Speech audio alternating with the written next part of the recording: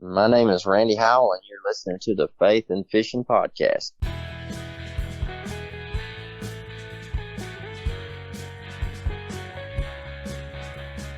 Welcome to the Faith and Fishing Podcast, where every episode I'll bring you an interview with a member of the fishing community, and they'll be sharing their faith stories and fishing memories with you. I'm your host, Cam Steele.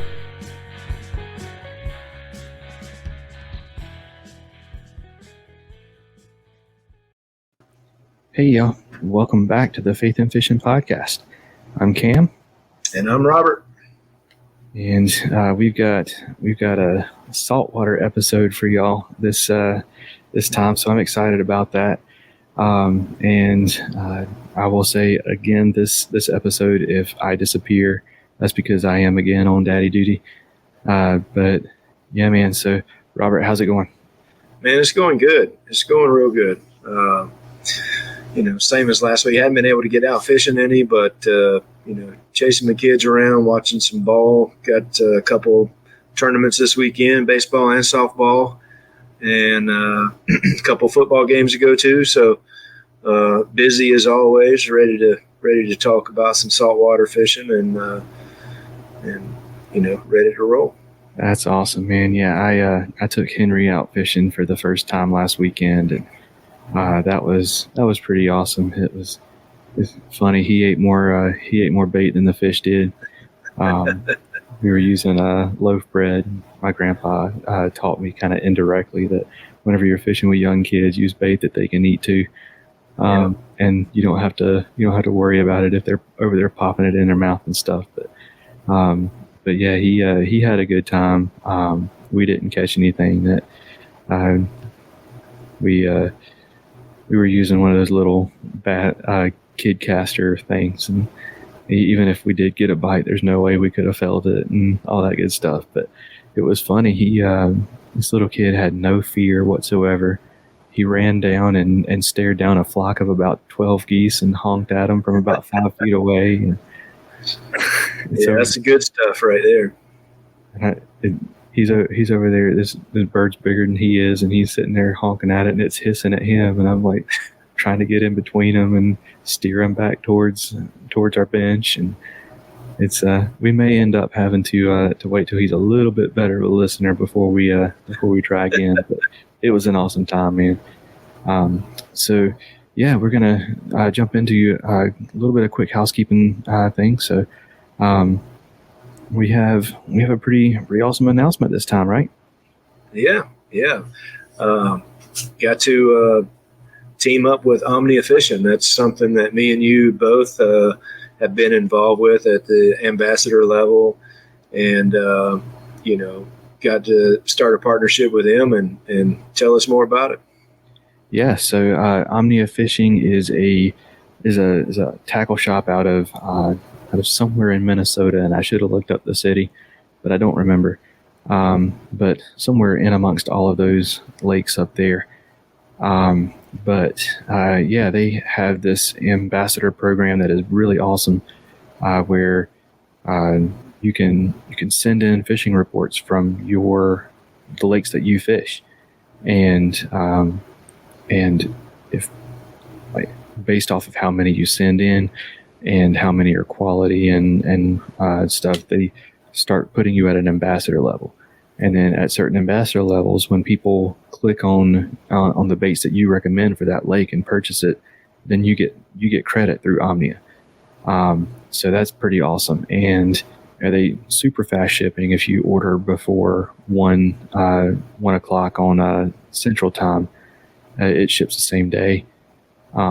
So really awesome selection. So yeah, if y'all go check out omniafishing.com, use promo code FNF15, and it'll get you 15% off of your first order.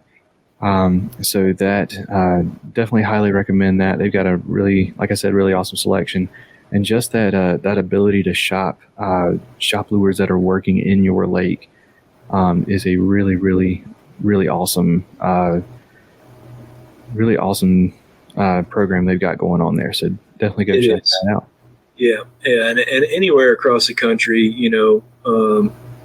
if it's a decent sized lake, there's going to be an ambassador that fishes that lake, and you can go in, you can search it by lake, you can search it by state. You can go to each ambassador's page and see what all lakes that they have fished and what they recommend. So it's a really cool way to kind of get some insight on whatever body of water you're fishing. I know you can go to Cam's ambassador page or my ambassador page, and you can see the lakes that we fished and the reports that we've done. So it's to just give you some insight, especially if you're going somewhere that you don't fish a lot. And you can go on there and look up that lake, and you can see all the reports for that lake and get some ideas of what may work and see if there's something that fits your style of fishing. And, you can order the baits right from the reports, which is a cool deal too. Yeah, absolutely.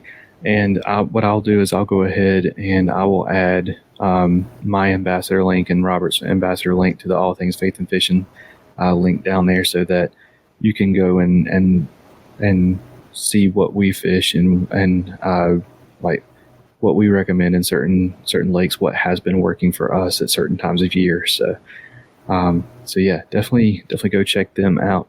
Robert, do you have any more housekeeping stuff to jump into? Oh man, that's it. All right. Well, let's hear a word from some sponsors that not Omnia, because we don't have an ad recorded for them yet, because we just found out we all got all of this finalized today. So so let's go ahead and hear from some sponsors, and we will get our guest introduced for this week. Savior Outdoors gives me confidence that no matter what happens, what I take on the water is coming back home with me. With retrieval devices for fishing rods, bow fishing bows, action cams, and even one that can be attached to your other gear, they've got your whole arsenal covered. When one of these devices goes in a drink, it releases a float attached to your gear by 60 feet of line so you can get it back, and the pressure-sensitive filter means that you don't have to worry about rain or dips in the water while landing a fish. At SaviorOutdoors.com, that's SAVUR Outdoors.com, you can use promo code FNFP15 to save 15% and try them for yourself. Atollas, based out of Charleston, South Carolina, is an eyewear accessory and gear company focused on enhancing your time on the water. Their floating sunglass retainers are the most technically advanced around. Over 5 years of engineering, testing, and exhaustive feedback from paddlers, anglers, and watermen have resulted in a patented design in a class of its own. They're incredibly light and comfortable, built for durability, sport a sleek, minimal design, float virtually all brands and models of sunglasses, and they're backed for life. So if you break them, Atollas will replace them. No questions asked. Whether you're fishing, kayaking, or boating, Atollas will save your shades from the drink. Head on over to atollas.co to check out their gear and use promo code faithnfish15, that's faith the letter N, fish the number 1, 5, at checkout to save 15% on your order. All right, and I will add to that Atollas ad, since we are going to be talking a lot about fly fishing this time, to check out their fly caddy. They got a clip that goes on your hat or on your visor in your truck that that you can carry your favorite flies in, and they have some programs that they match up with a freshwater and a saltwater local fly tyer down in the Charleston area. That whenever you order it with that program, you end up getting some of their flies. So definitely check that out. I know they still are out of stock of the actual sunglass retainers, but definitely check out that fly caddy. So so Robert, are you a fly fisherman? I used to have a fly fishing rod in the garage. My dad had it when I was a little kid, and I used to get it down and try to figure that thing out. Never figured it out, and I have not attempted it as an adult. But I do like to fish some fly type lures on some small spinning stuff, because there's just something about a lure that's floating on top of the water You throw it under some trees, you're almost always going to get bit on it. So I'm very intrigued by it, and also the saltwater side of it. So it's definitely something that's on my radar. Yeah, absolutely. I'm in that weird place of I want to try it, but I also don't need an additional money side of this hobby. I'm with you. And I know me, and I know once I dip my toes in it, like that will be it, and I'm just going to jump headfirst into it. So, but yeah, so this time we have someone who is well versed in both fly fishing and saltwater fishing for inshore saltwater. So we've actually known each other for a while. There was actually a year where I can't remember exactly what age group it was, but it was early middle school. We had a dorm of guys at camp that we were the counselor for, and it was funny. So we've got Travis Harrison in. Travis is a morning person, or at least was at the time. And at the time, I definitely was not. And I told all the kids, I was like, listen, if it is before 5 a.m., you come and get me, and it'll be all good. You will have to touch me to wake me up, but it'll be all good. You wake Travis up, he'll be grumpy. If it is after 5 a.m., you get Travis, because I'm going to be grumpy. Travis, man, welcome to the show. Yeah, thanks for having me. Actually, the first podcast I've ever done, so a little nervous, a little excited, so we'll see. Absolutely, man.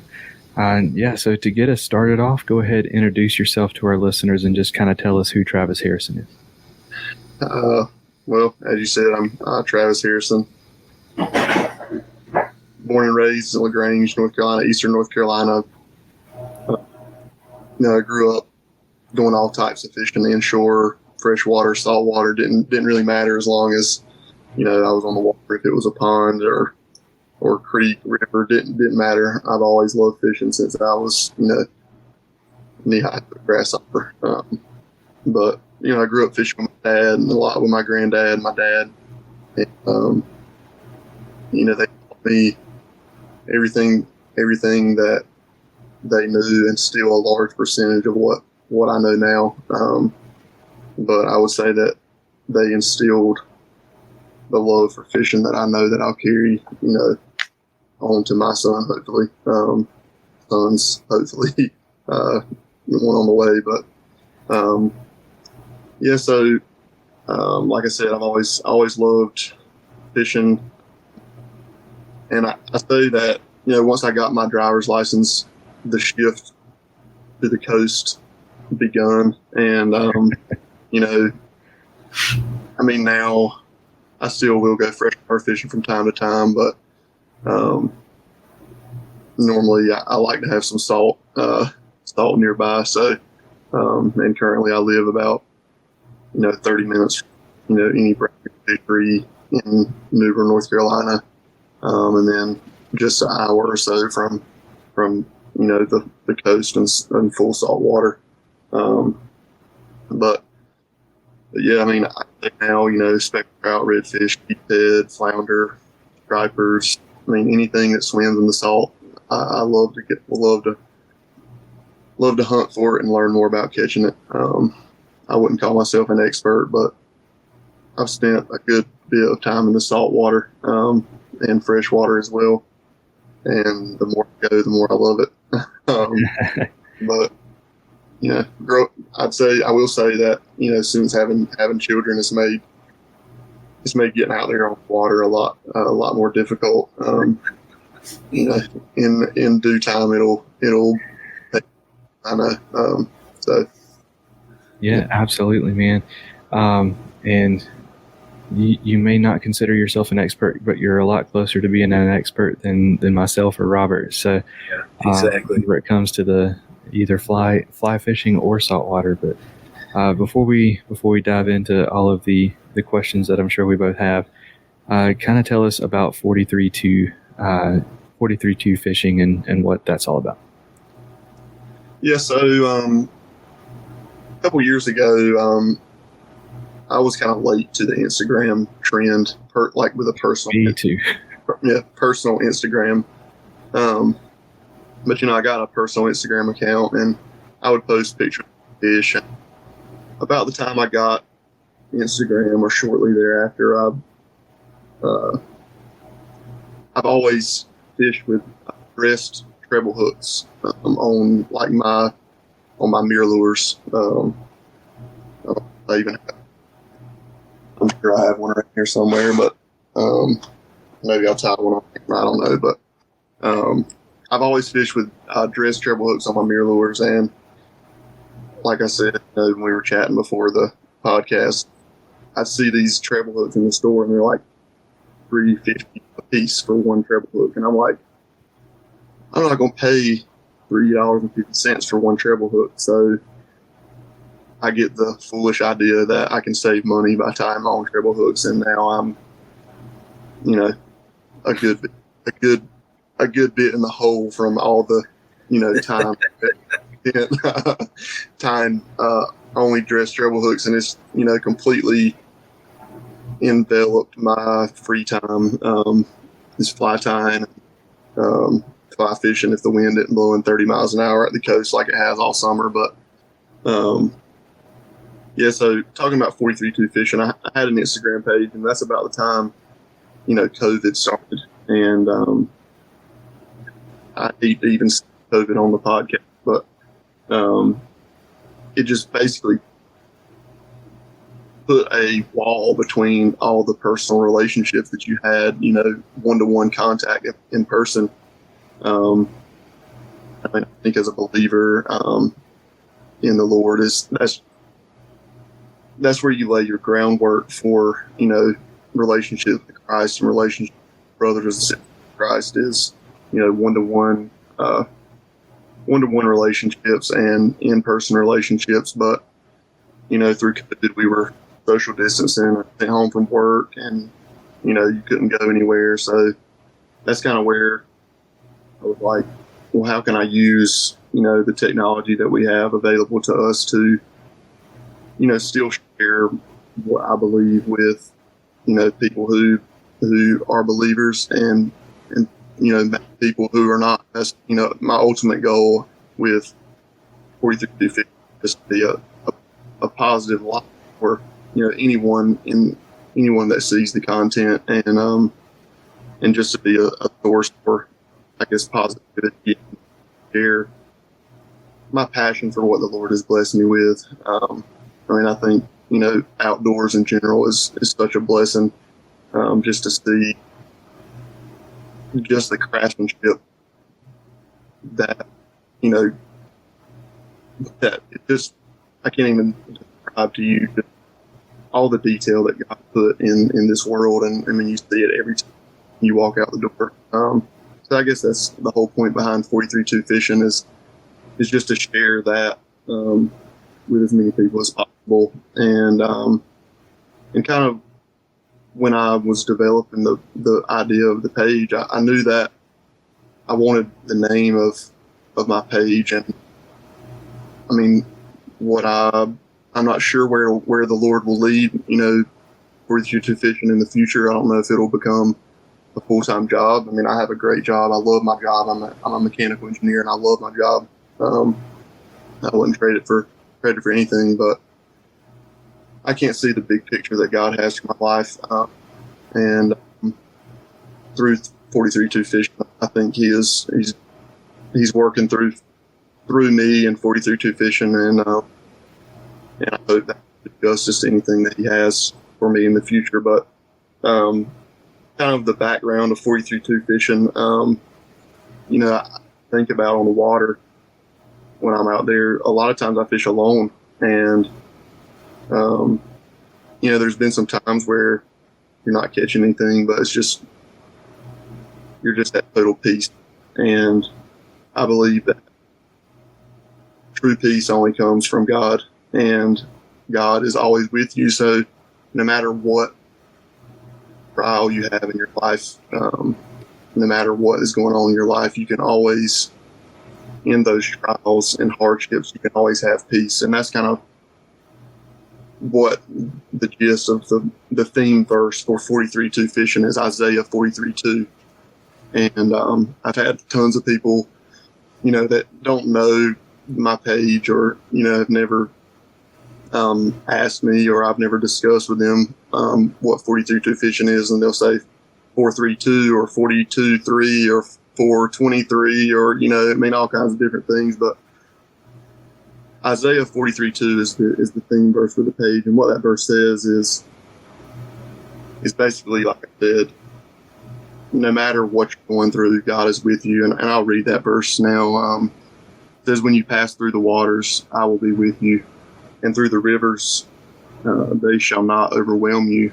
When you walk through fire, you shall not be burned, and the flames shall not consume you. So just applying that to your life, like I said, no matter what you have in life, God is with you. And when you feel you have no friend, God is with you.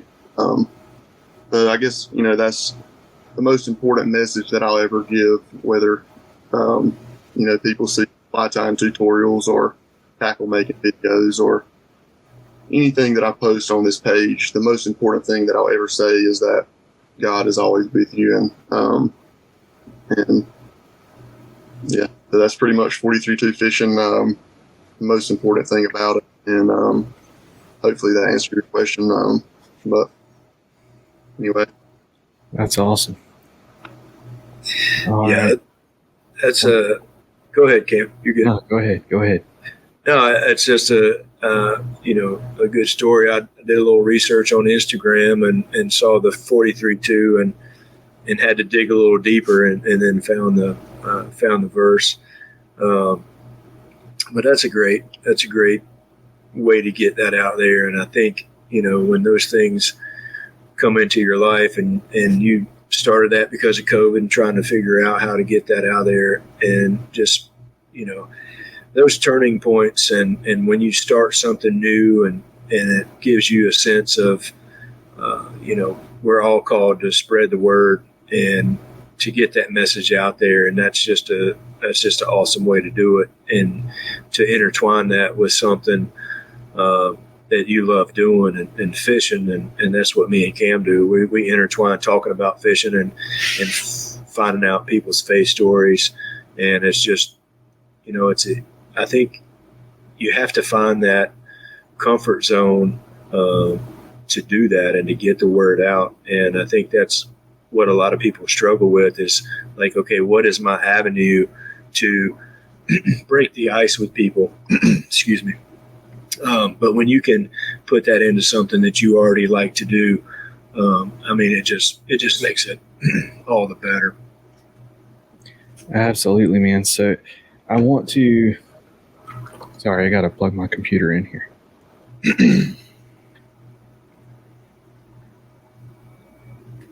Way to be prepared, Cam. All right. So I wanted to ask, so how did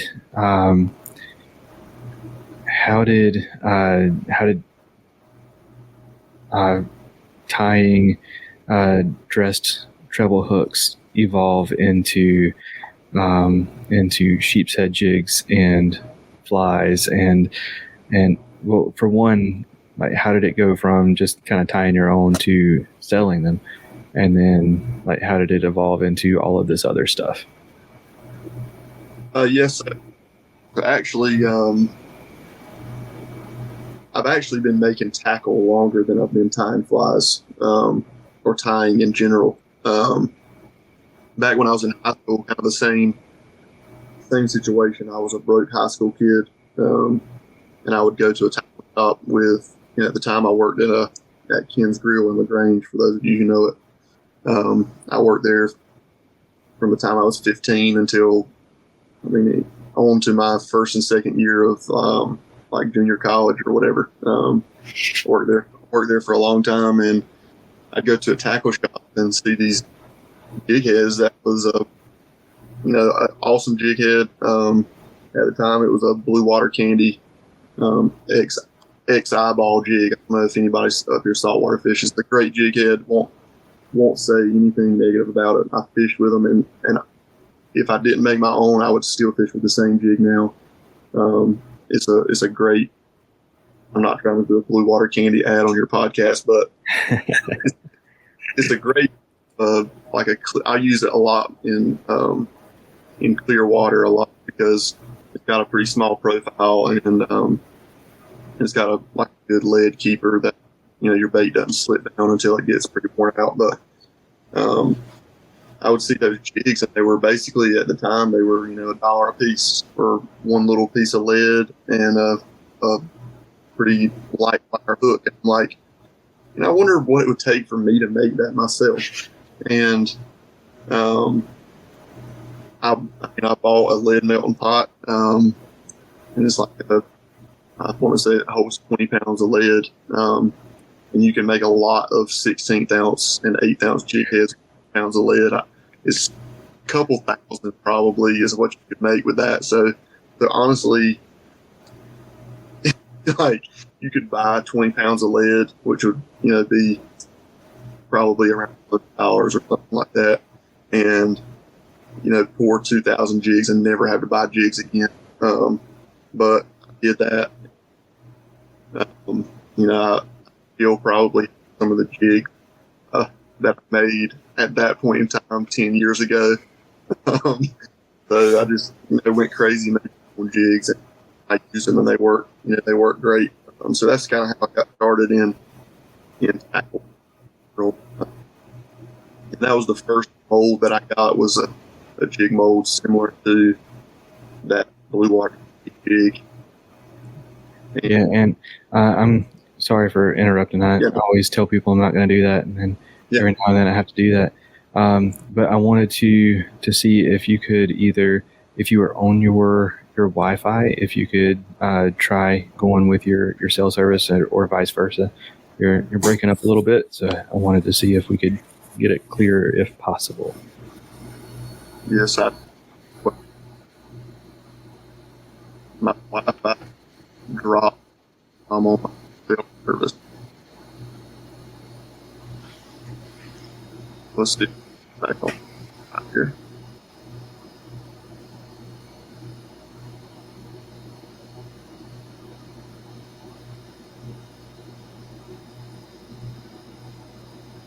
What a face to freeze on. Can you guys? All right. Can you hear me? I can hear you. That sounds smoother so far. Yes, I won't call out who I have internet. I'm not going to say. I've been used the last several days, and I got a new modem a couple days ago. What's causing it? And it's actually a little bit worse now than it was. I did too much tinkering, and now it's gonna be rough. My Wi-Fi is the problem, not my cell service. I think it may be where you are too. I think up closer like that, it sounds better. When you lean back, I think they may not be picking it up. Try there. Can you hear me better now? So far, I'm not sure what would be causing the issue with my Wi-Fi. I can step off and look at my modem and see what it's saying. Okay. Yeah. It always seems to it goes really, really smooth while we're in the green room, and as soon as I press the record button, somebody goes a little off, whether it be you or me or our guest. But it's just part of the podcast world. I mean, it happens. It's not a big deal. I'm really sorry. I don't know. You sound great now. How to improve that, but it has been worse. I promise. Yeah, you're good. Hopefully, you guys can hear me. I don't know how to improve. I'm not a internet. Going smooth now, so yeah, okay. Sounds great. All right. Well, so you start, jigs and pouring that, just getting into that, and how did that, develop into what all the different stuff that you do now? Yeah. So, like I said, I purchased that one mold in high school, and then at the time I was I was catfishing a lot because I lived, back inland about an hour and a half, and on the weekends I'd go catfishing a lot. And same thing, you go to the store and these pieces of lead would be $1 for a 3-ounce catfishing weight. I wonder, I've got this lead pot. I wonder if I can make my own catfishing weights.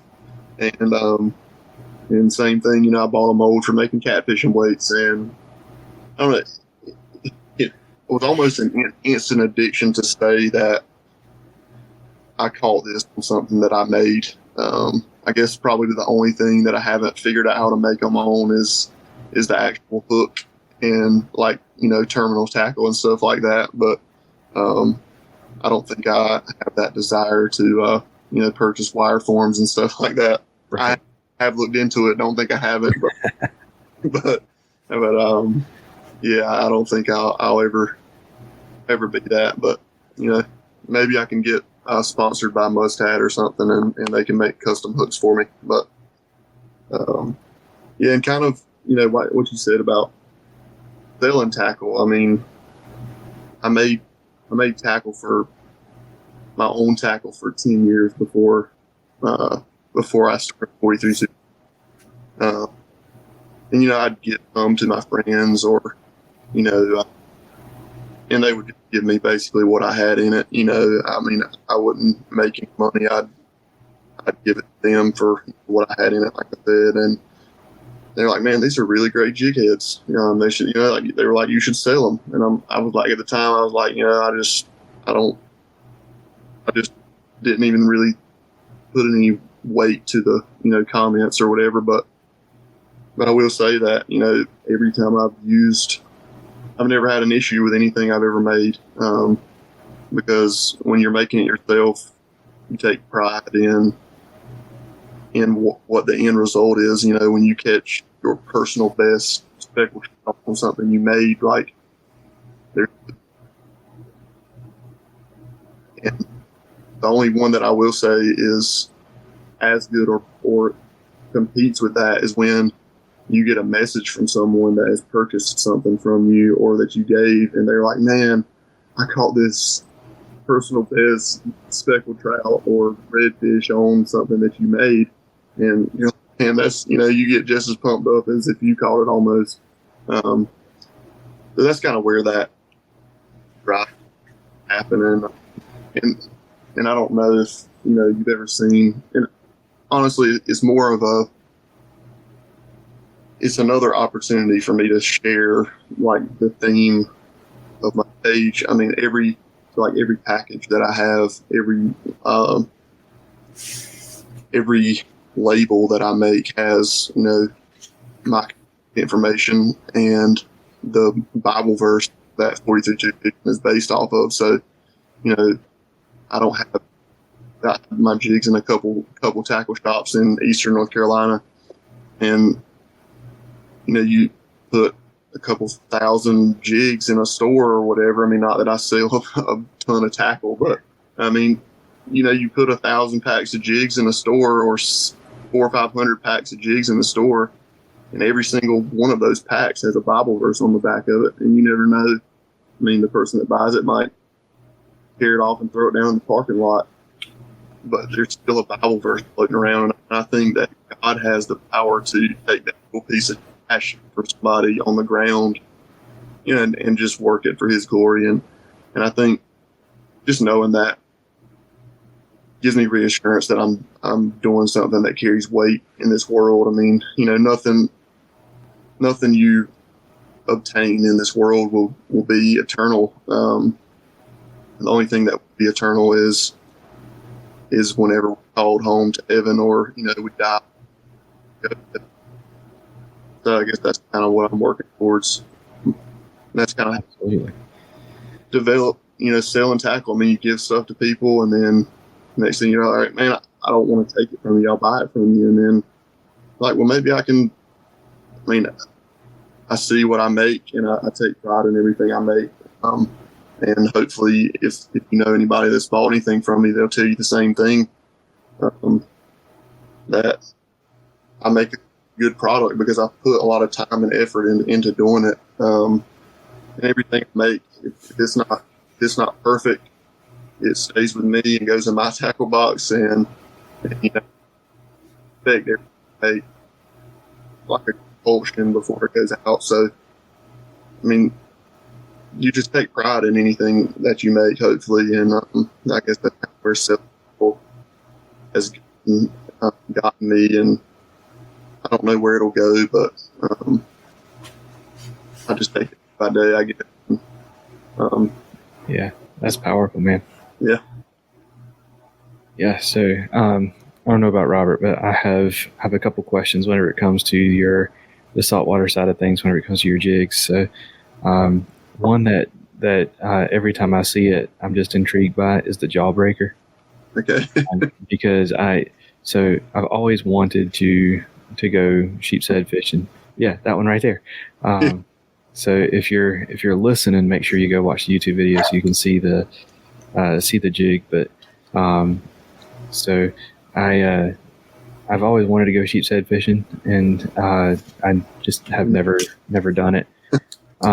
So what is it about the shape of the jawbreaker that makes it a sheep's head, like perfect for a sheep's head jig? Well, honestly, man, so there's tons of different setups that you can use for your head. I won't say that a jig is the best in every single circumstance to catch your head. I will say that there are pros and cons in some situations. One being like if it's high, you need to downsize your jig as much as possible, because like you see sheep's head, especially the bigger sheep's head, their eyes are like as big as a 50-cent piece. So I mean, they're up there. Sometimes people think sheep's head are kind of like lazy bass fish, but if sheep's head fish enough, you'll eventually see them, like high tide. You'll see them working the pilings, and you'll never see a sheep's head stay in this place for like an extended period of time. They're always moving around, hunting little crustaceans, and eating barnacles and stuff off the pilings, but like they're always at competition for the best food, just like any other fish. They're very mobile in the water. They move a lot. You'll go, like I've been this year, and one trip I went and I caught 40 sheep's head on this one set of pilings. And the very next trip, the next weekend, skunk, nothing. Moved 100 yards, bam, caught 15 sheep's head in 5 or 6 set, like 5 or 6 poles. So like they're constantly moving. But as far as the job, there's a bunch of different sheep's head jigs on the market.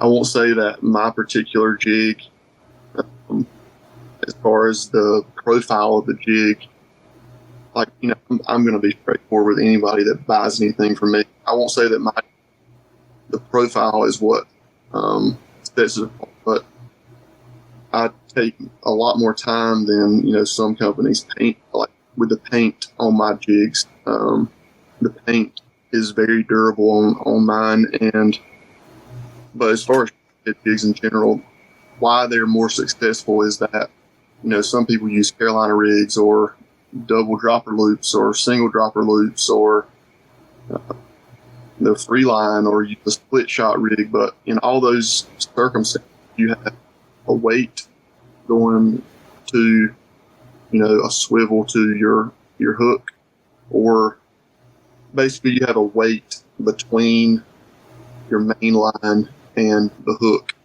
And what that does is, from that weight to your main line, if you're using the right amount of weight, is so if a sheep's head came up and ate that weight, you would instantly feel the bite and you'd set the hook.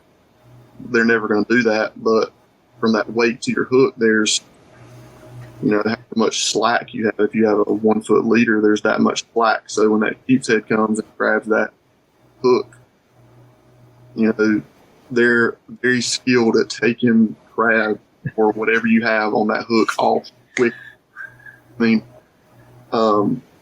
it's not as quick as people say. You do not have to set the hook before they bite. That's totally false. But they are very good at getting crabs off of hooks. If you don't set the hook in about 2 or 3 seconds from the time they pick it up, the crab's gone and you won't have anything on your hook. And sometimes faster, and sometimes they'll just, if they're really feeding, they'll just grab the crab, suck on it till you set the hook. But that's few and far between. But basically, what I was saying about the weight, when you tie directly to this, eye on the hook, it's a fixed hook jig. So when that sheephead comes and grabs the jig, you instantly feel the bite if your line is hanging vertically in the water column like it should be. So that's the benefit of using a sheephead jig or a fixed hook jig over a Carolina rig or some other like that.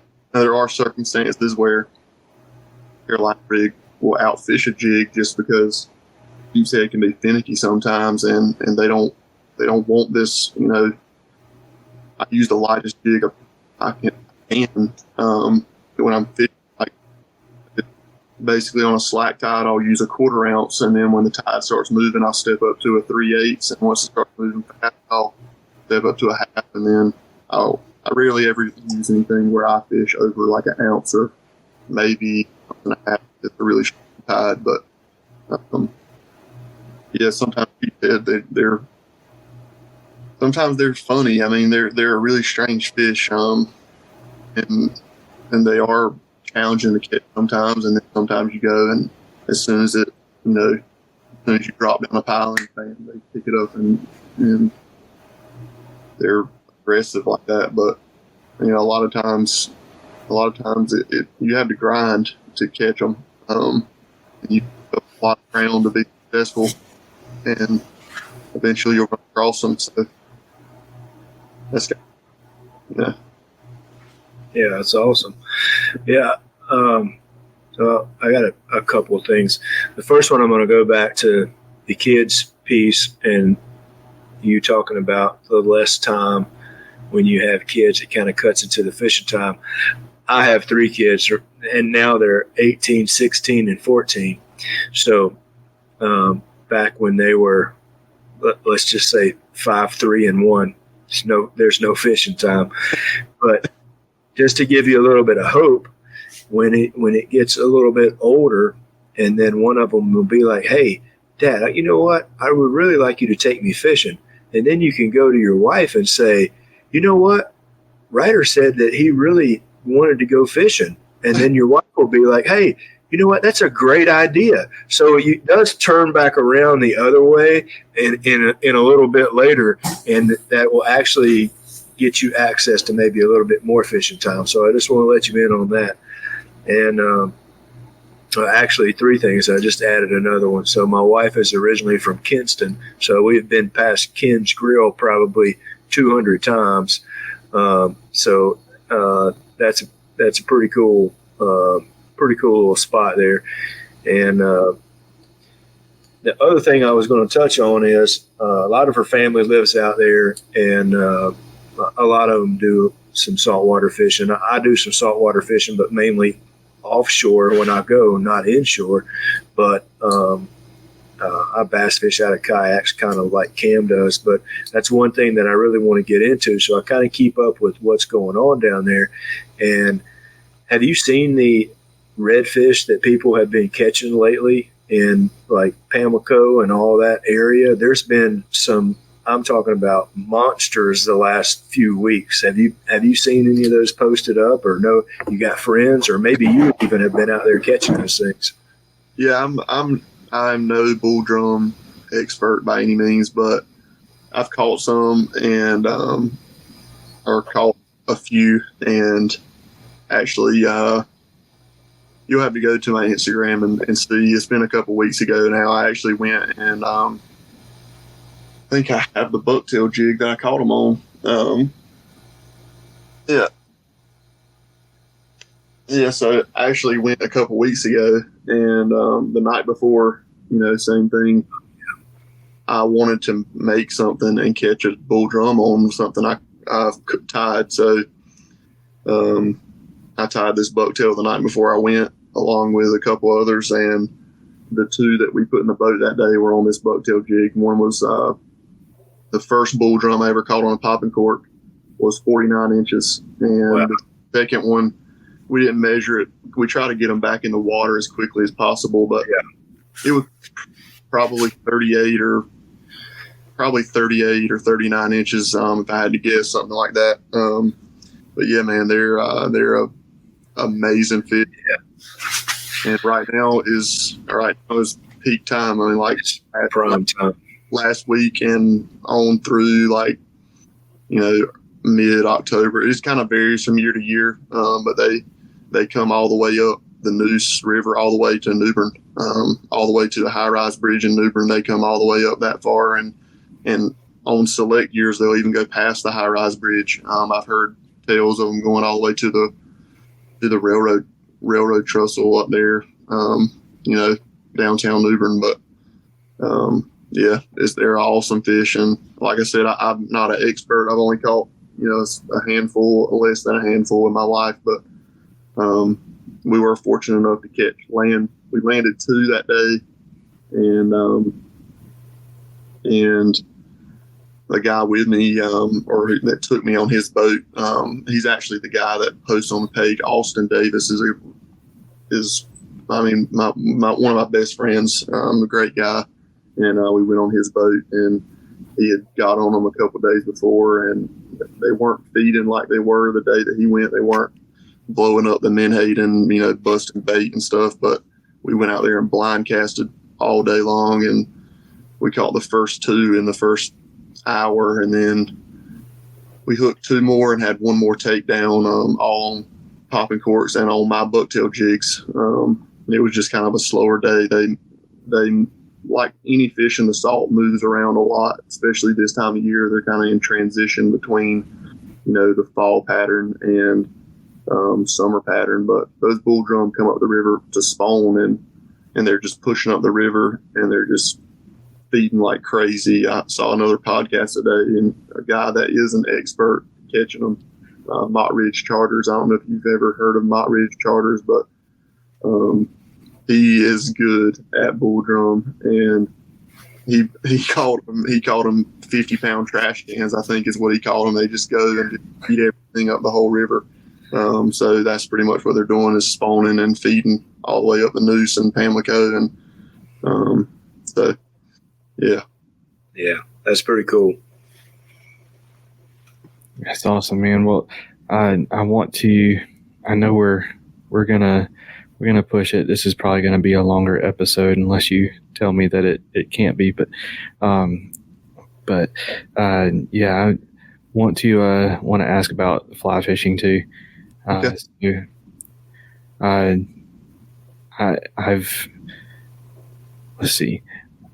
I've watched you fish a few times. I know whenever I was working at LaGrange Christian Church, whenever we would go to Camp Caroline, they would have the youth fishing tournaments, and everybody's sitting there, and one kid might catch a croaker or a spot or something like that, and Travis is over there catching flounder and speckled trout. I won't make a bit on that, but 13. I was at the top end of the age range, and all those kids were. but anyway. But yeah. So, when was it that you got bit by the fly fishing bug? So honestly, man, I've been fly fishing almost as long as I've been fishing. It didn't start in the salt. Like I said, I fish with my dad a lot, and a fly rod, you think of, people casting, like bait fish flies and all kinds of different, flies or stuff in the salt water. But a lot of people, especially like older generation, like my granddad and, a lot of my uncles, they use a fly rod for fishing like crickets and corks under a fly line or whatever. And basically what you can do with a fly rod, I mean, it's really an amazing tool. You fish it kind of like a brim buster, but when you if you notice with a brim buster, if there are some like low limbs or a dock, like where you want to get under to catch, the biggest brim or crappie or whatever panfish you're fishing for, you can't do that with a brim buster, or I can't. But what you can do with a fly rod is you can do like a roll cast. So once you get your initial cast in the water, you kind of lift your rod tip and get some slack in your line, basically like a J shape going from the tip of your rod down to your like leader or your tippet or whatever you have tied on from your fly line down to your hook. And then you drop your rod tip. I'm not a master at roll casting, but you drop your rod tip and it'll make a loop, and that loop it'll essentially pull your fly leader behind the fly line, and it'll just make a perfect roll on the water. And if you use a small enough cork, it'll even lift your cork out of the water, and it'll make a perfect roll all the way out to your hook, and it'll take all the slack out of your line. And you can pretty much, depending on how good you are at roll casting, you can, with a cork, you can add 10 feet to your cast from where the cork was initially sitting, so you can roll cast up under structure. And that's what those old timers do, is they'll place the cork where as close as they can, and then they'll roll cast and add a foot and let it sit. And if they don't do anything, they'll add another foot and just work it all the way up under that structure. And that's kind of where I started fly fishing, or using a fly rod, not necessarily fly fishing, but using cricket. Earthworm. But then kind of where it developed is, you see at Walmart little bets, like they're cork, or foam poppers. Kind of where I started actually using a fly with my fly rod is catching panfish and largemouth and stuff with those bets, popping bugs, and they have them all the way up to like big bass poppers and stuff like that. But that's kind of where my fly fishing began, was fishing ponds and creeks and stuff. And that's kind of just plateaued there for a really long time. I had a fly rod. I kind of was in and out of trying to catch stuff in the brackish water or salt water. Never had any success, and honestly still don't have that much success because I don't get to go as much as I need to. And I have a bad habit of like bringing my fly rod with my conventional gear, and you get out there and you're throwing a super spook first thing in the morning, working for redfish or whatever, and first mid slot redfish comes up and blows that super spook out, and you just black out. Like, you don't remember anything about your fly rod until the redfish stop blowing up that super spook. But that's kind of what happens a lot. So what I need to do is just leave everything at home other than my fly box and my fly rod. But sounds like me trying to get comfortable with a jig. For bass, I'm notorious whenever it comes to power fishing. I like my chatterbait. I love my square bill, and if I've got it tied on the kayak, I'm probably reaching for it after two or three casts with the jig if I have it with me. So I'm not good at slowing down. So I definitely understand that sentiment. Yeah. Yep.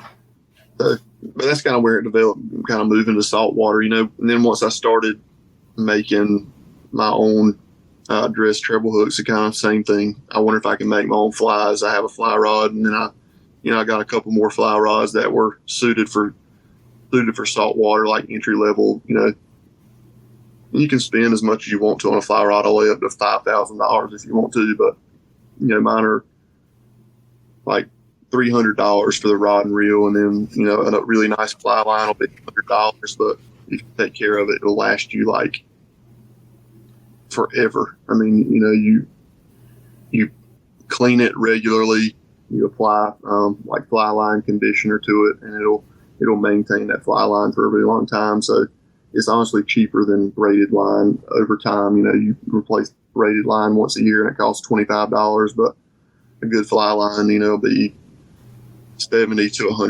$150, and it'll last you 15 years if you take care of it like you should, especially for somebody that doesn't fish as much as I do. I mean, I'm sure people that fly fish every day go through lines faster than that, but yeah. So someone who wants to get into inshore fly fishing, and they're interested in going after speckled trout, slot redfish, what size rod should they be looking at? Personally, I have two fly rods that I would call suited for saltwater. I have a 5/6 weight, which would be, you can definitely catch redfish on it. I've caught stripers on it, like 23 and 4 inch stripers on it. I've caught good 20 and plus inch trout stripers on that fly rod, a 5/6 weight, and then I have an 8/9 weight, which is honestly probably for speckled trout. Is depending on what you want to throw. Kind of weight your fly rod on the flies that you want to deliver.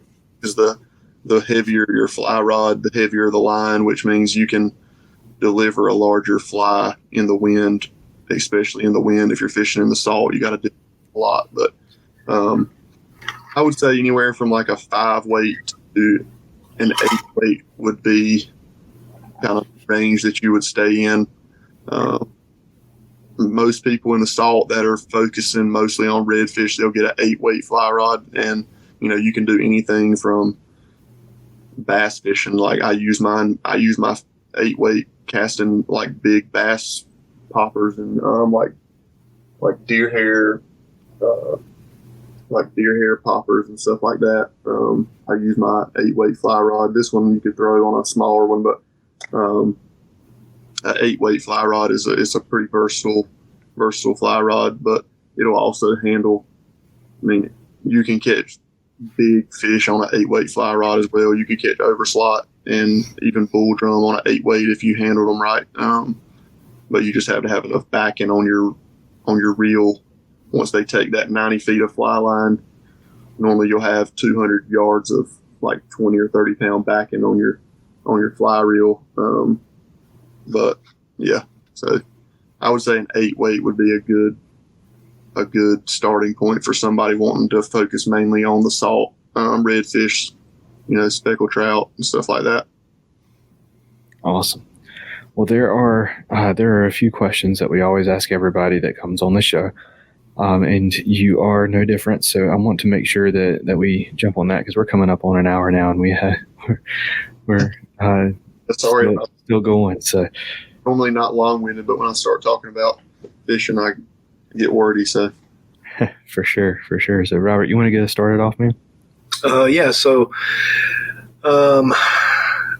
when you are out on the water, what are you normally talking about with the people you're fishing with? What's your conversation like? Well, honestly, I don't know. This is probably a fault of mine. I'm not a conversationalist on the water, really. Normally what I talk about is what do I need to do to improve my success that day? It's almost like I'm in a tournament with myself every time I'm out there. So it's like, if I go here and I hit this spot, I'm like, man, I wonder where we need to go next. It's like, do you want to, switch up our strategy and, try different structure, that I'm just kind of strategizing a lot when I'm out there. But I try not to talk. I try to be successful when I go fishing because I don't get a chance to go that much. So a lot of times, like I said, I'm talking about strategy and kind of where I'm going next. Or a lot of times it's a hindsight. It's like, man, I knew we should have gone to or whatever. But the things I talk about is how awesome that just living where I do, it's really a blessing just being out there, whether you're catching or not. I talk about that a lot. It's just how blessed I feel just to have the opportunity to be out there. And, other things I try not to talk about is work. Sometimes people go with me, and I'm notoriously straightforward, is what my wife said, to a fault probably. But if somebody starts talking about work, I'm like, man, I'm fishing. I'm not working. So we can talk about something else. I'll talk about anything you want to, but I'm not working. So that's kind of my stance on it. But yeah, that's a good deal. Yeah. That's awesome, man. And what fishing story or memory means the most to you? I say that's a tough one. I've had a lot of really great memories. I'll say probably a category of memories is any time on the water with family, like with my dad and my brother and my granddad.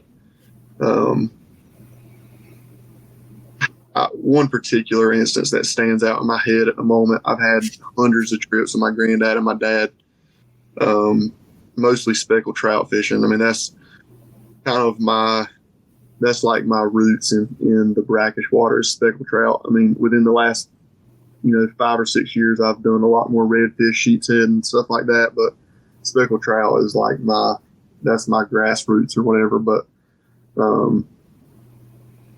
me and my granddad went and we fished all day long in Bay River, just probably 45 minutes from my house.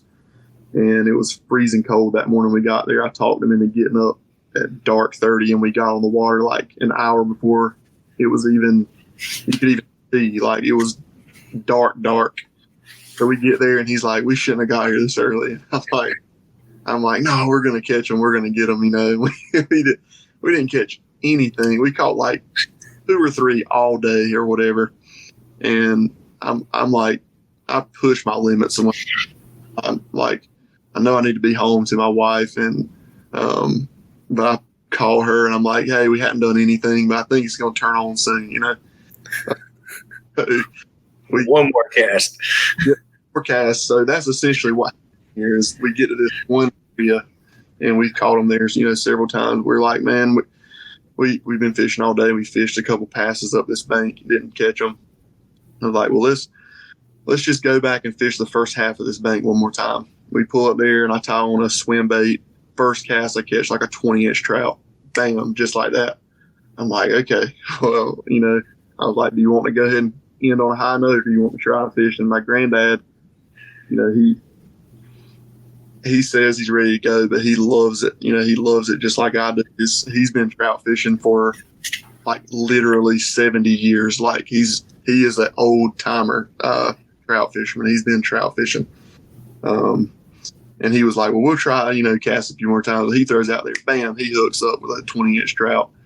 And from right then until an hour after dark, it was like bam, bam, bam, bam. And we were just catching them like, you couldn't keep your line in the water. You cast it and instantly hook up. They were just almost take it out of your hand. I don't know if either of you have ever caught speckled trout, but they just have a distinct, like when they hit any bait really, but when they hit a moving swim bait, it's just the hardest, like they just pile drive it. It's almost like they see it and they're like, stay right there just a second, I'll be right back. And then they get a running start and just, they're like, so that's just memories like that with family. I've had the same thing happen with my dad and my granddad and my brother on the boat. And in a situation like that, it's just, man, it's just awesome, just to be out there with those people that taught you everything that you know about it, and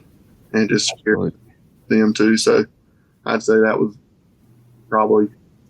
Yeah, for sure. There's something special about a speckled trout bite. I always say, last cast becomes last fish, and last fish becomes I can't leave now, the fish are biting. Yep. But yeah, man. So let's jump into our what's your favorite segment. It's self-explanatory. We're gonna ask you your favorite in a few categories, but we are gonna do that right after this. Whether you're a Ned Rig vet or a finesse fishing noob like me, Jade's Jigs is your source for high-quality finesse jigs that raise the bar by being lead-free. Using a tin bismuth alloy not only makes Jade's Jigs eco-friendly, it also makes the jig lighter so you get the same profile with less weight for the fish to feel. Check out jadesjigs.com, that's JADESJIGS.com, to see their full lineup of jigs, styles, and colors. And since you're a Faith and Fishing listener, you can save 10% on your order by using promo code FNF10 at checkout. All right, so we're going to get started with what I am assuming is going to be an easy one. So I'm going to lob it up here. What is your favorite scripture?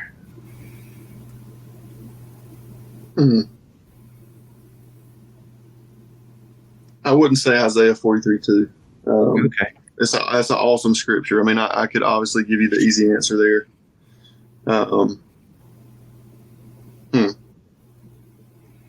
It's a pretty tough one. It's not a question I take lightly.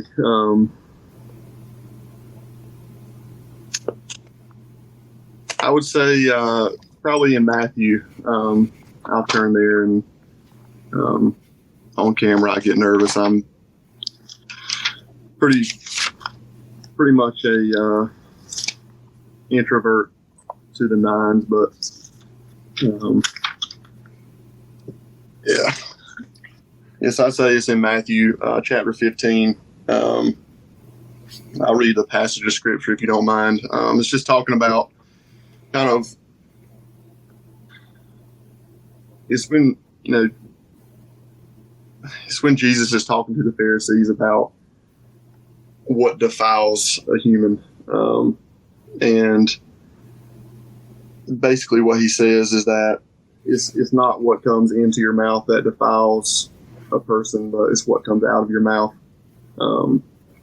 I don't claim to be, perfect with everything I say. Like I said, I can be very abrasive. I can be coarse. But I do know that, the meditation of your heart is what your mouth will speak. So I'll read this scripture here, and this is Jesus talking to the Pharisees. He says, this is Matthew chapter 15, verse 11. And it says, it's not what goes into the mouth that defiles a person, but what comes out of the mouth, this defiles a person. And I mean, it's just awesome how Jesus can put someone in their place with just a few words. But, he says, then the disciples came and said, do you know that the Pharisees were offended when they heard this saying? He said, answered, every plant that my heavenly Father has not planted will be rooted up. It's just amazing. Like, I couldn't imagine being the disciples when they said the Pharisees were offended. Basically what Jesus said, my heavenly Father didn't plant their offense. They'll be rooted up. So I guess that would be, I'm not going to say what my favorite scripture is. If I had to say, I would say that's my favorite scripture, but I think that's a good scripture because it's something that I struggle with personally, and I have to remind myself of what is very important, what comes out of your mouth. You can, with one ill-placed statement, you can affect someone's life forever. I would say that it's important to remember that it's not what you take in that defiles a person. Well, there's a lot of things that you can take in that defiles a person, but I would say what you say is what defiles a person more so. So I'd say Matthew 15:11 would be a good scripture, one of my favorites anyway. Yeah, I like that. That's just going to the next one. It's kind of along the same lines, but a little bit different. What's your favorite Bible story? Favorite Bible story? Actually, just did a Sunday school lesson on this one this past week. Our church, since COVID started, we had to adjust to everything. So we started doing like web-based Sunday school lessons, and one of the passages of scripture was from the prodigal son. I would say, that's a classic. It's almost a staple for a son. But also, thinking of my son and my son that will be here in December. Like you never, my dad, I just think about how much my dad has always told me that he loved me. I have a great dad. I'm going to get emotional talking about it, but I have a great dad, and I have a lot of great male role models in my life that I'm so thankful for. What a blessing it is, and I hope that I can be the same to my son that my dad has been to me. And I guess that's why the prodigal son is such a powerful story to me, that this son basically squandered away half of what his father had worked so hard for. And when he comes home, his dad, the only thing he sees is his son he thought was dead return. And I know how I would be if my son came home from me not knowing where he is. And it was one of my favorite stories before I was a father, and now that I am, it just kind of reiterated that. So I know Cam and both of you know the same feeling, but I guess that I'd say that was one of my top Bible stories that I love. Awesome. We're gonna switch over to fishing. So maybe this one will be. Yeah, get me out of my throat's hurt. I'm fighting back tears over here, so get me off of this. Yeah, for sure. So, what is your favorite fish to catch? Oh man, that is a hard question. Man, I would say I don't. That's a tough one. I would say probably in the last couple years, I would say that I've had the most excitement learning how to catch sheep's head. I'm not a sheep's head expert. I make my own sheep's head jigs because I'm a compulsive maker. And my sheep's head jigs work great. Everybody that I'm proud of the product that I make. And getting to catch sheep's head on something that I make is awesome. But I guess probably the last couple of years, sheep's head has been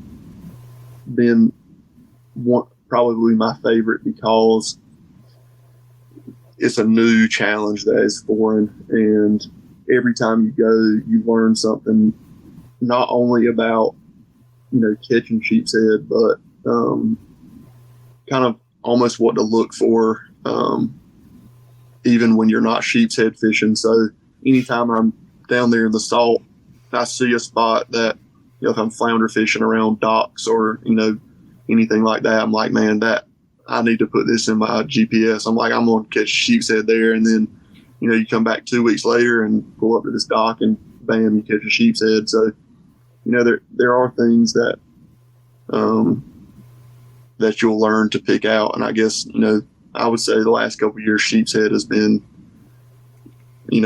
up here in my eyes anyway. A lot of people think of them as trash fish, but if you got on my boat and the first 6 pound sheep's head you set into, that trash fish, that thought would instantly go away, because when you set on a 6 pound sheep's head or bigger, it doesn't matter how tight your drag is.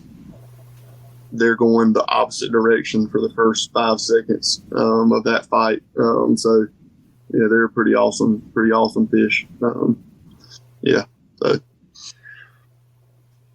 Well, is kind of along the same lines, but I like to word it as what's your favorite fish to catch or to fish for. So the favorite one you want to trick into biting that, versus once they've already bitten that sheep's head, reeling it in. But what about to fish for? That one I'd probably have to go a different route. Sheep's head, once I figure out how to catch them on artificials, it's in the works. It's going to happen. then it will almost be impossible to beat sheep's head. And you can catch them on artificials. It's a little bit almost unheard of in North Carolina. It happens, and you can do it if you try hard enough. But yeah, I'd have to say speckled trout on that one, because you can catch them. It just depends on the season of, how you catch them. I mean, there's baits that are just my staple sheep's head baits. I use mirror lures a lot year round. You can catch them on mirror lures year round, but you can catch them on suspending baits, jerk baits. You can catch them jigging directly on the bottom. You can catch them on top water. You can catch them on soft plastics. You can catch them on a popping cork. There's infinite ways to catch them, and you have to be ready to adjust to what they want that day, whether it be the structure you're fishing or the depth of water or the water temperature or the wind direction or what bait is around. You kind of adjust and just kind of match the bait that's around.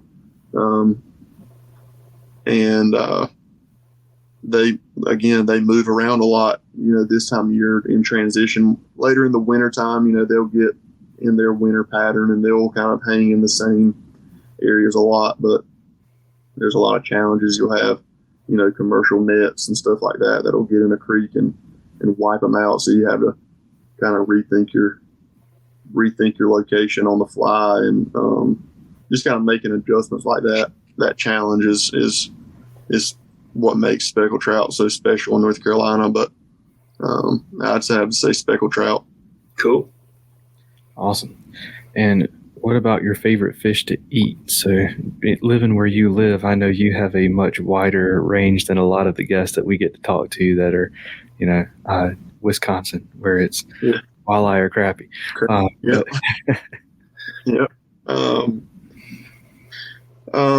Honestly, man, sheep's head are extremely underrated.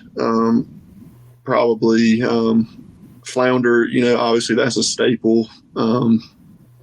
They're extremely good, but sheep's head, like the meat is very firm and doesn't have a very strong fish taste to it.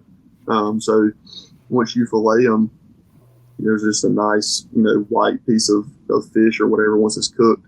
And they, like speckled trout, my favorite way to eat speckled trout is fried. I just think that's the best way to eat them. In my opinion, they're, great broiled or grilled or, anyway, but sheep's head, they're firm enough that you can do anything with them. You can throw them on the grill, on the half shell. You can make them in a fish stew. You can, you can fry them, but they are exceptionally good in fish tacos, which is something that I love, fish tacos. And if you like, you put whatever spices you want on them, but you broil them in the oven and make fish tacos with them. And next level. They're extremely good to eat. So, the only time I've ever had sheep's head was in fish stew, and it was phenomenal. Yeah, they're really good. I'll have to try them in a taco, that's for sure. Yeah. All right. What about if we jump on your boat? What kind of snacks? What's your favorite fishing snack? That's an easy one for me. I would have to say orange Lance square nabs. I've eaten 25,000 packs of those in my life. That with a Pepsi is almost impossible to beat, but I'm a type 1 diabetic. I tell my wife once I get on the boat, I'm not diabetic anymore. And honestly, it's pretty funny. And it's probably because there's no stress, but I have to get insulin for everything I eat. But once I get on the boat, I drink a Pepsi and a pack of nabs, and I almost don't have to give any insulin for it. So I just tell her I just need to go fishing every day, and I don't have to worry about being diabetic anymore. But yeah. For those of you that are not in North Carolina, nabs are crackers, snack crackers like peanut butter crackers or cheese and crackers, but out here they call them nabs. So. Yeah, the Lance, like you said, Lance, the square crackers. I don't know about everybody, but in my family, nabs were the square ones and nibs were the round ones. But Yeah, man. So let's see. I don't want to ask you too many secrets or ask GPS coordinates or anything. No secret spots. But what's your favorite body of water to fish? Well, I mean, I could say Noose River, and that would, that's from Pamlico Sound all the way to Raleigh. So that's very, very, very indirect. But I would say, honestly, though, probably the Bay River would be, for speckled trout, I would say the Bay River. I'll break it up in a couple categories. So speckled trout, I would probably say Bay River. It just depends on the time of the year, from the mouth of Bay River all the way to where it ends. And then the noose, I fish a lot on the noose for stripers. Not much anymore because we don't have a season on them, and try not to beat them up too bad because they're trying to protect them. But the noose is great for redfish and stuff. But so then probably for flounder, I would have to say Core Sound or Harker's Island area. That would be probably for flounder and for redfish. There's a lot of good opportunities around Harker's Island for topwater redfish, which is hard. It's hard to beat topwater redfish. So that would probably be two of my favorites anyway. Yeah. Catching any fish on topwater that has a terminal mouth is just special. It's just yeah, that's right. All right, so this is probably going to be your toughest one to answer. You have to narrow it down to one lure. What's your favorite lure to throw?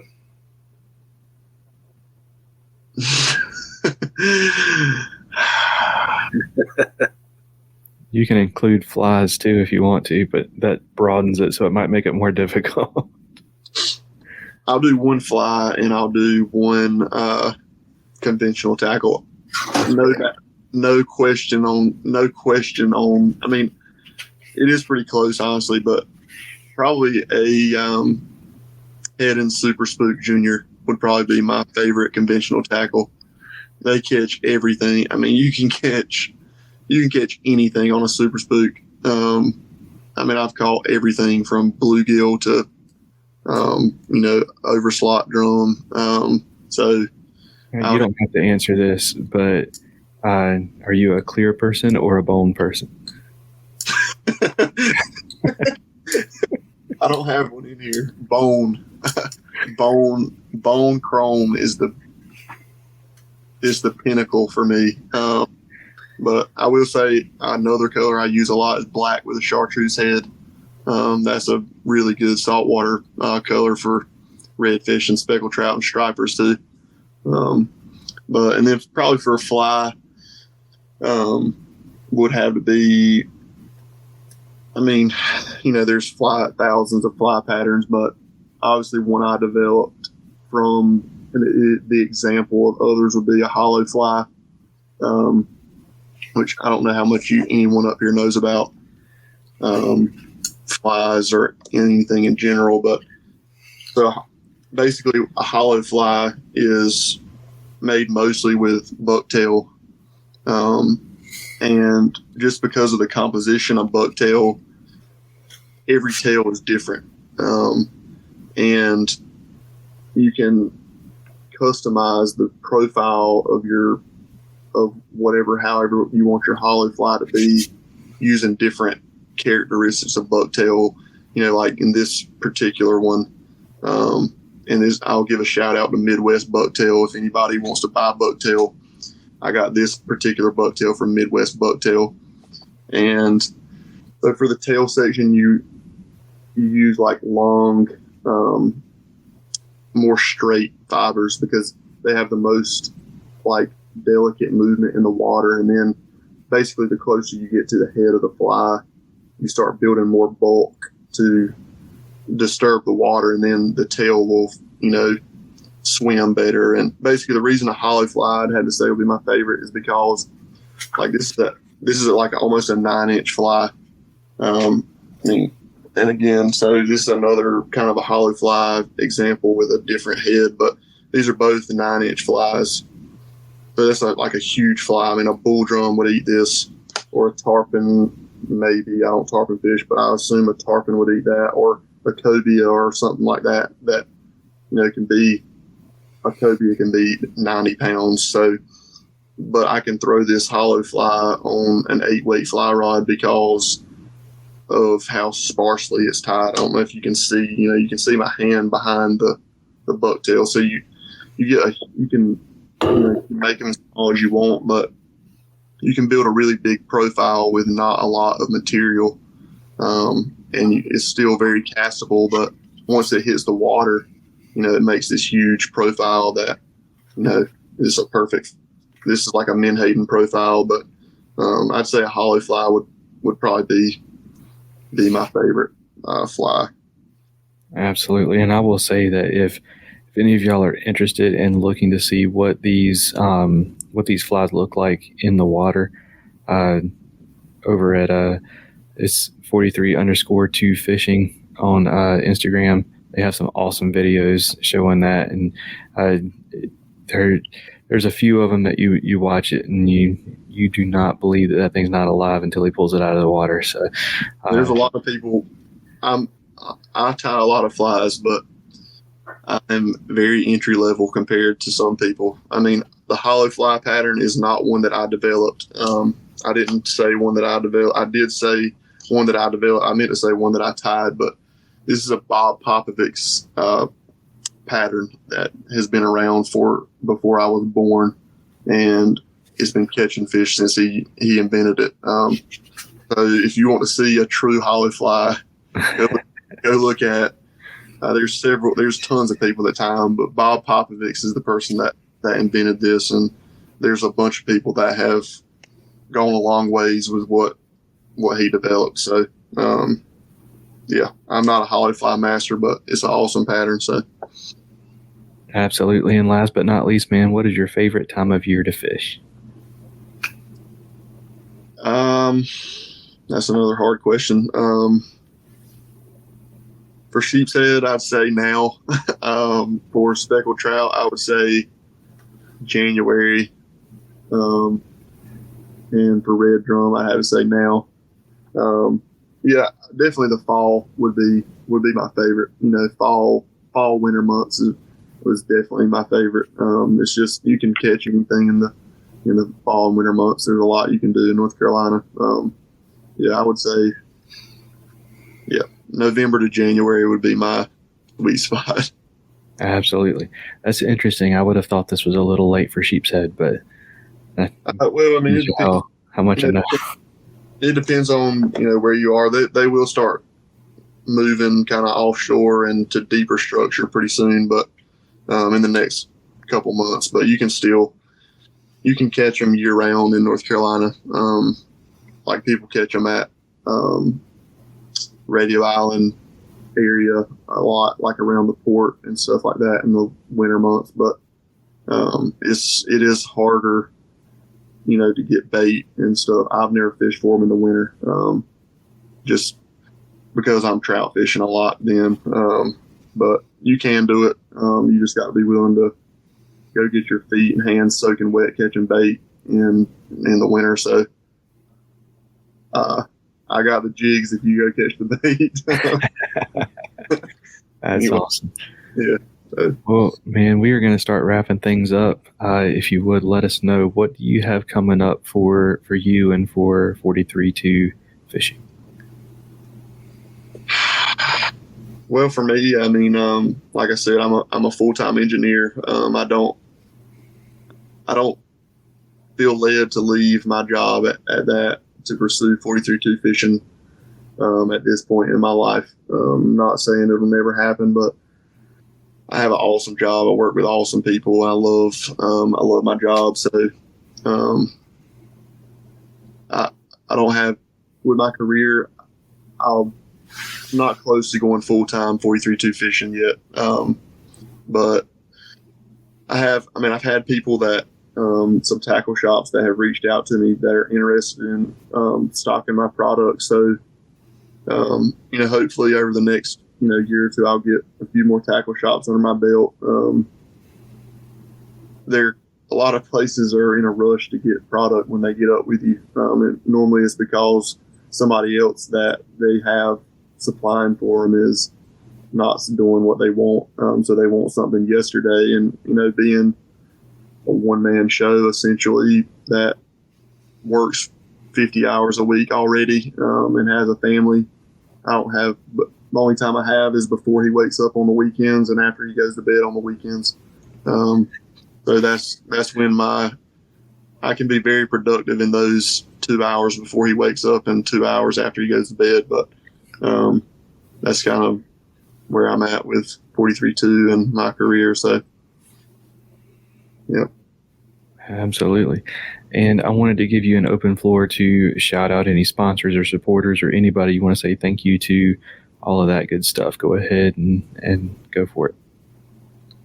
Well, I don't have any sponsors currently. I will say that a couple stores in Eastern North Carolina that have some of my products, Dudley's Marina in Swansboro, they have my sheep's head jigs, and then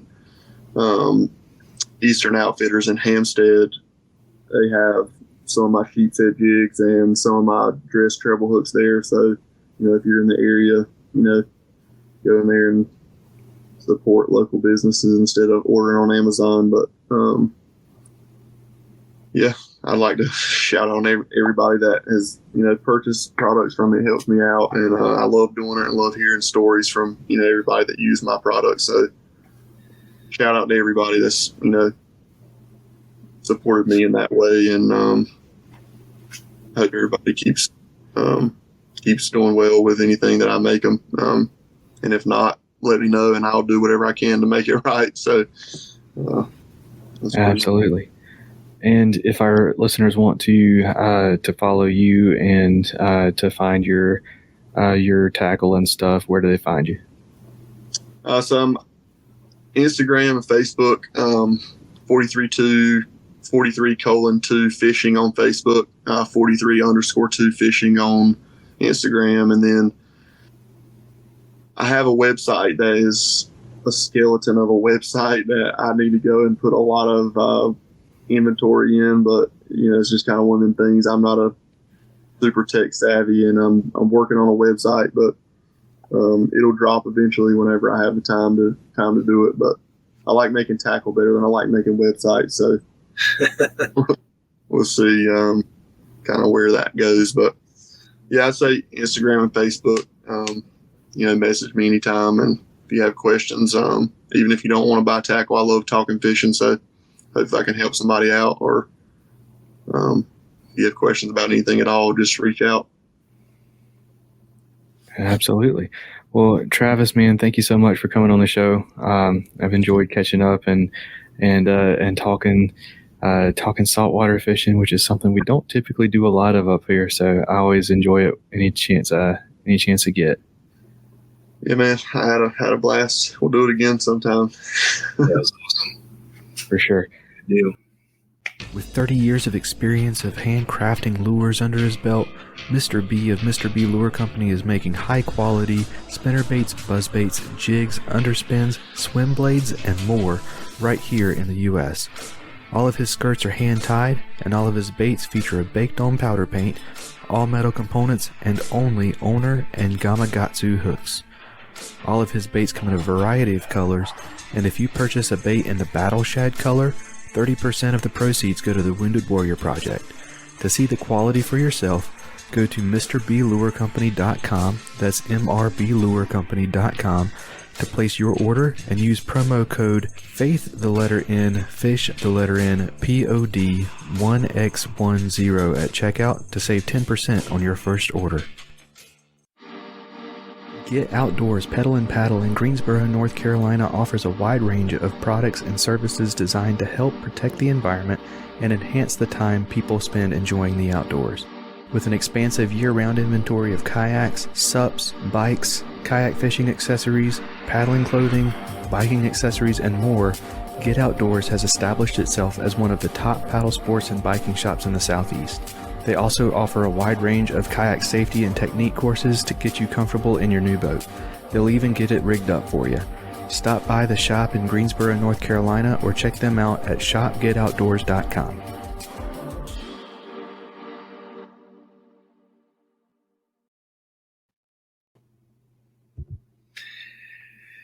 Well, I think Cam had to go do some daddy duty, so I will wrap this episode up. It was awesome having Travis on. We saw a lot of some of the same themes that we've seen in recent weeks, and just finding peace out on the water, and being thankful for what we get to do day in and day out, and the opportunities we have to get out in the outdoors and enjoy fishing and hunting. Can't thank Travis enough. That was a pretty cool conversation. And also to just make sure, go visit Omnia Fishing.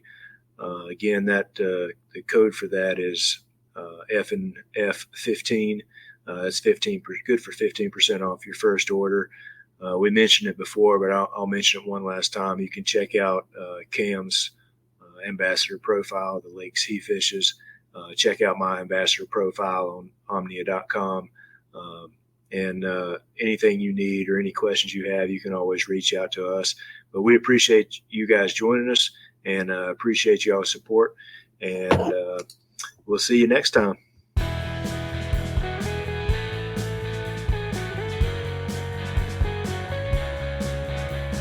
Thank you for listening to the Faith and Fishing podcast.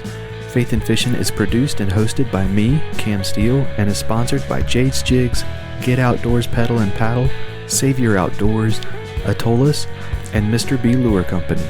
Be sure to give us a rating and a review, and to subscribe wherever you listen to podcasts. That's going to do it for this episode. Y'all take care, and God bless.